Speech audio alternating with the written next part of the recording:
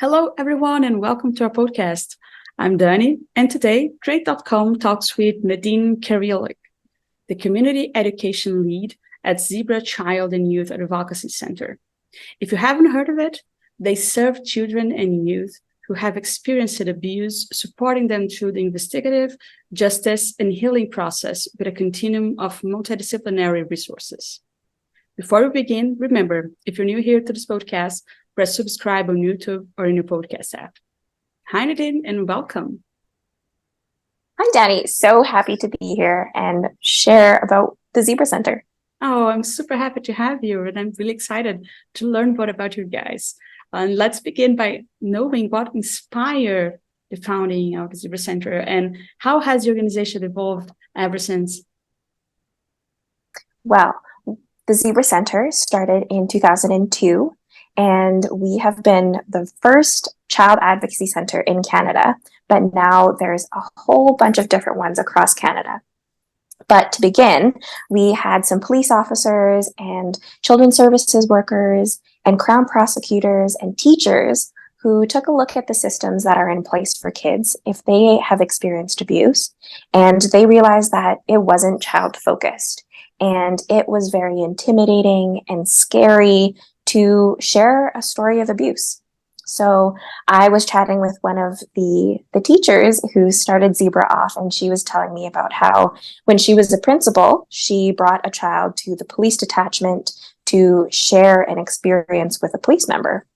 So they went to police detachment and they were riding the elevator and they saw a whole bunch of different people. So there were people in uniform, there were people with lots of other complaints, and it was very scary for that little one. So she said that there is so much better things that we could be doing to make sure that this place could be a safe and welcoming environment for these kids.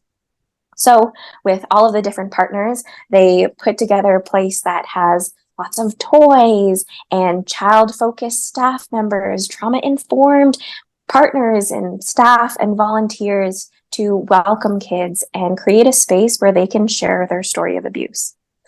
So that is how we got started. So now, 21 years later, we are hoping to expand our services and help more kids as they navigate through the criminal and justice systems. Oh, it's really wonderful to hear when you talk about this shift of focus, right? Because is the core of what you guys do right now, to really focus on the child and help them through this. But just so we can understand some of the situation that you're facing right now, could you give us like some context of what are the challenges that children and youth face when it comes to abuse, in Canada right now? Yeah, so in the role that we are in, we support kids who have been impacted by abuse. So whether that is physical abuse, sexual abuse, emotional abuse, or neglect, or maybe they're being interviewed forensically for a crime that they've witnessed, or maybe they've been involved with internet crimes. Whenever they're giving a police statement, or they need to meet with the Crown prosecutor, or need to be prepped to go to court, they come to the Zebra Center so that they have experienced staff to care for them and support them and meet them where they're at. So that's what we do in itself. But one of the challenges that we do see is that our numbers are rising. So in 2022, we supported 4,272 kids. And that's just in Edmonton, Alberta and area. So that is a lot of kids that have walked through our doors. And we're finding that, yes, that is a lot of families to be supporting, but there's some bravery that those kids muster to tell their story of abuse. A lot of the times there's this stigma of child abuse that nobody wants to talk about. And rightfully so, it can get kind of scary, and people can feel uncomfortable with that topic. But the more we talk about it, the more safe that child feels to even start to share their story and then make their way to the Zebra Center to get into the criminal and justice systems to get some sort of justice and closure. Oh. So our numbers are rising. It's doubled pretty much since the pandemic has started. And we are seeing that the kids have been feeling a little more safe to tell their story. So that's really great. But it is quite disheartening to hear that there's so many kids affected. Well, absolutely, absolutely it is. But it's really, again, good to see people like you working that way. And talking about your approach in your mission, we read that you work with, especially the healing process, I would highlight here, but in multidisciplinary resources. But let's talk more about this approach. How do you do that? How are you able to get to these kids with everything that they need? Okay, well, here's going to be a lesson. So in the wild, whenever zebras sense any type of danger, they form a protective circle around the young and vulnerable zebras. So these adult zebras are camouflaging them with their stripes. So what we try to embody here at the Zebra Center is that camouflage. So the multidisciplinary partners, they all have different skill sets and different mandates, and they create those stripes. So we protect the young and vulnerable in our community.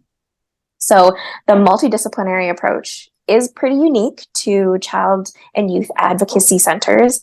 And I think it's one of the strengths because of all the different perspectives and the skills and the wraparound services. We can get all of the information to best serve the kids that we see.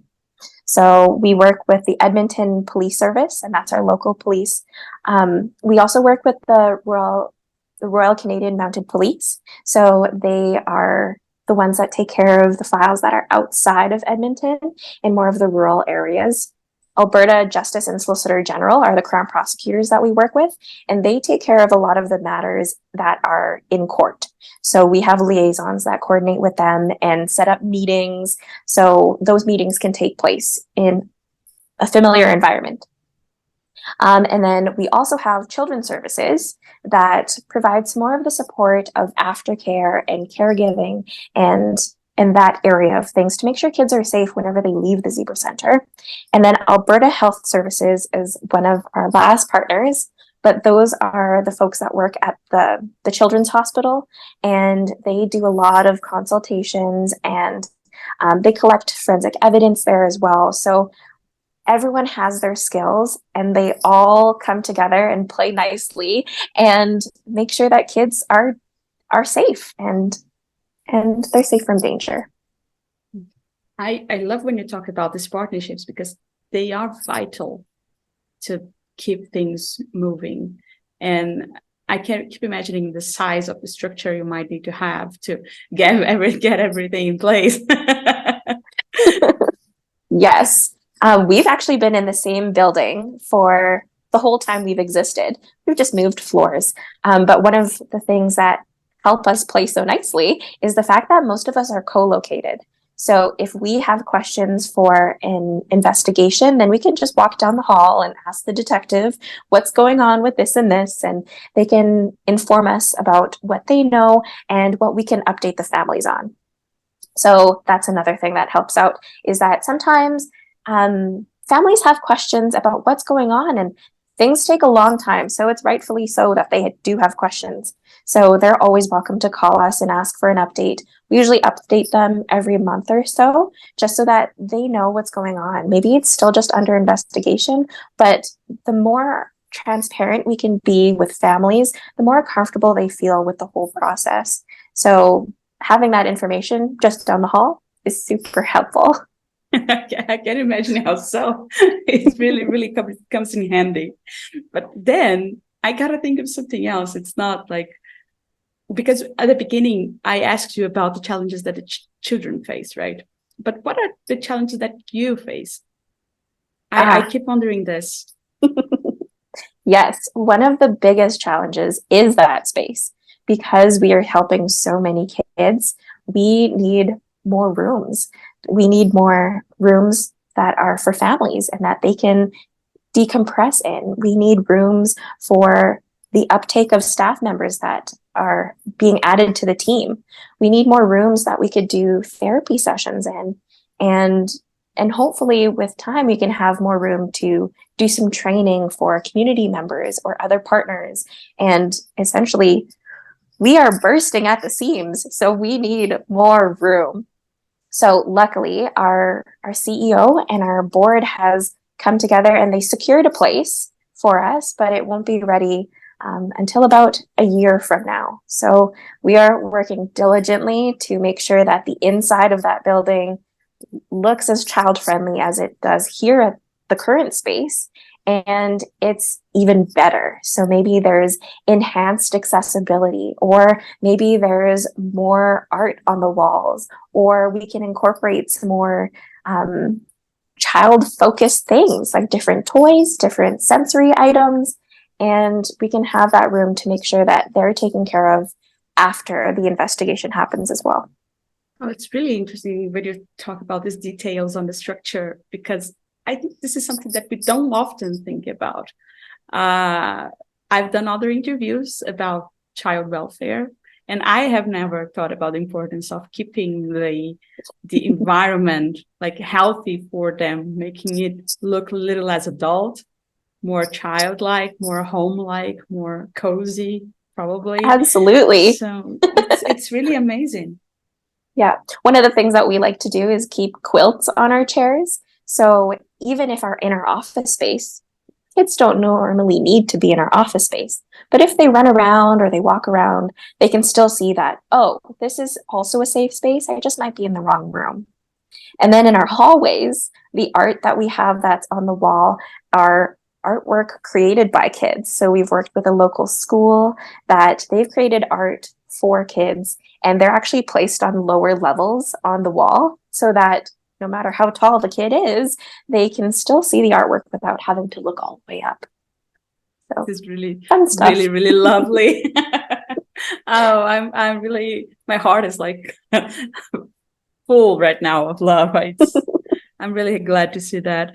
Now, then, one thing that came to my curiosity here, it's how did you actually measure like the success or the effectiveness of your programs? Is it in terms of how much, because this is something that you mentioned before, you guys have been seeing kids opening up more, right? So this is definitely a parameter, but is there anything else that you're able to somehow measure, I would say, either on awareness, like the numbers are getting better, or how are you able to do that?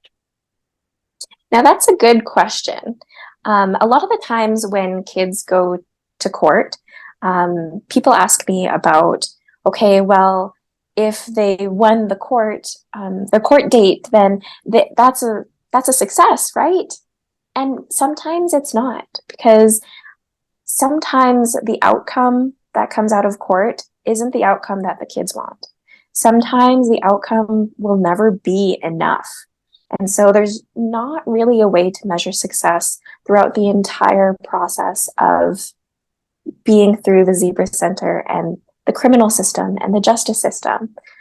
Measuring that can be quite tough. But I really like it when we hear from kids who have gone through all of the different services and programs, and they reach out to us again and update them saying that, hey, I had a really great experience with the Zebra Center, and I'm interested in volunteering so I can help kids the same way that I was helped. Or maybe they decide that they want to join the board, or maybe they just want to be an ambassador and they want to share their experience with the community and say that I did this and I couldn't have done this without the Zebra Center. And I want you to know that this is a safe place to tell your story of abuse. So that's how I like to measure, because it's that heartfelt success in that one person. It doesn't define a black and white version of what success looks like, because their healing journey could take their whole life, and that's okay. And essentially that's also a success. So that can be pretty tough to measure, but I know that with the amount of kids coming forward to tell their story, I think that goes to show the courage that they have, and that they have safe people around them that they can share their story with. That's a success to me. I like the way you think. I honestly do. And it does make sense, I think. because, as you said, the process is so long, and it's not really something that you can translate into a number fully, and so intricate. It can be so many outcomes from it. So truly, to see someone coming back and helping you out, it really is a sign of how meaningful this was for them. So I do like the way you think. And now, thinking about the future, what would be the next steps for a near future for the Zebra Center? Well, like I mentioned, we are hoping to move in the next year. So that is what we'd love to do. But we do a lot of support as kids are navigating through different systems and the aftermath. But I think in the future, something that we'd love to focus on more is education and prevention. So educating the community and getting rid of that stigma of child abuse, or even talking about child abuse, that would mean so much to us as well as the kids that are in our community. So being able to identify yourself as a safe person and being comfortable talking to kids about hard things, and so that they know that even though it's a hard thing to talk about, they can talk to you about it. So education and prevention would be critical to the work that we do. So maybe it increases our numbers and services for a little while, but hopefully one day I'll work myself out of a job and child abuse wouldn't exist. But I know that that's a very big dream, and that could take many, many years to accomplish.